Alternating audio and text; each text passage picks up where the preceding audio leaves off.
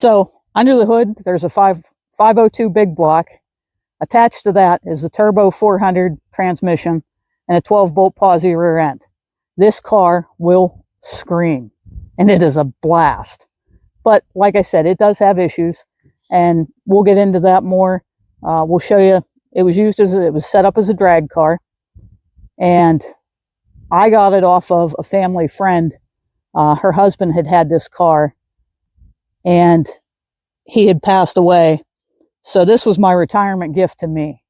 I've always wanted a muscle car, and when this thing came up, and my mother had told me about it, because it's her friend, and so I had to go look at it. So I called and asked Jason and Cole if they'd go with me. They said they would. We went down, we looked at it. I believe it was on a Sunday, and it was to go Monday morning to get inspected. And they told me that, well, they had somebody that was going to look at it that they knew, but they weren't sure. And I said, well, here's the deal.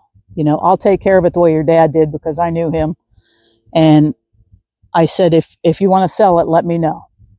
Lo and behold, I think a week later, I was on my way home from work, and they called me and said, hey, we're going to give you first chance at it. So of course I jumped on it, not realizing that the car had been cut in half. But at this point, it doesn't matter, because it's my car.